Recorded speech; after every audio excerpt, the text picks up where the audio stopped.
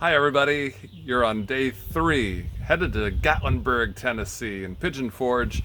My family and I were there just 1 year ago. We were camping, and we were camping on the Douglas Lake, which has got a big dam, and we were at the campsite by the dam. The reason I bring that up is because literally behind us, at our campground or campsite, there was a bald eagle nest, and it was like just up the hill. You could see it, and we would wake up and hear the little baby bald eagles just begging. They were just perching in the tree where their nest was, and they were begging like all day long for those parents to feed them. Um, Tell you what, bald eagles are actually exploding in terms of their population size all across the lower 48. They're certainly no longer endangered, and we have in Pennsylvania anyway hundreds and hundreds of pairs of bald eagles now. So it's not unusual to see bald eagles, and as I said, in Gatlinburg, Tennessee, you very well could see bald eagles. They happen to be nesting right now. Uh, Here in the Pittsburgh area, we've got two bald eagle nests that you can monitor using the PixCam's website or YouTube channel. We've got the Hayes bald eagle. Those eaglets are about 7 weeks old in that nest, and in about another 5 weeks or so, they will actually leave the nest. So you've got 5 weeks where you can monitor the nest. It's a camera, it's a live stream, and it's a really close-up camera, so that you can see the actual, fish and other things that the parents are feeding the young with. There's a second PixCam's camera on a eagle nest at a plant owned by U.S. Steel. They have two eaglets in that nest.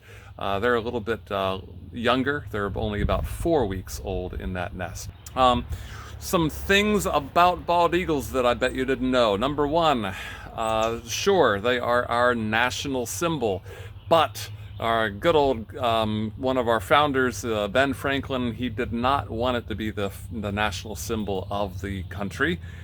Now, why would Ben Franklin want the national symbol not to be a bald eagle? I mean, think about how majestic and glorious that bald eagle is.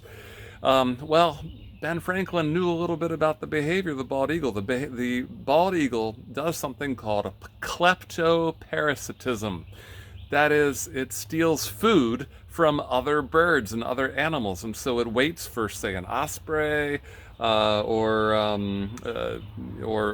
seabird to go and catch a fish, and then the bald eagle swoops over to it and scares it such that it drops the fish, and then the bald eagle catches it and then can take it to its nest or to its mate. So kleptoparasitism, kind of a not sort of nice thing to know about bald eagles, but they certainly are glorious, amazing birds. Something else you might not know is that not all of bald eagles have white heads and white tails. They only develop that when they are 4 years and older. So if you happen to see a brown, kind of streaky, white and brown, very large bird, it very well could be a immature bald eagle, something that's younger than 4 years old. Then once, of course, it matures, it has very dark, almost black feathers with a striking white head and white tail.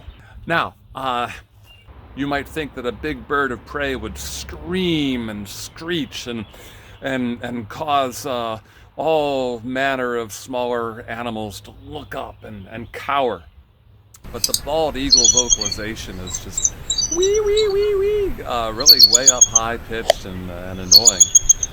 So as a consequence, sometimes if in a film the producer has got footage of bald eagles flying, they will pipe in the call of a red-tailed hawk in place of the actual bald eagle vocalization, because the red-tailed hawk, smaller bird that it is, still has more ferocious sounding, scary call, more so than the bald eagle does.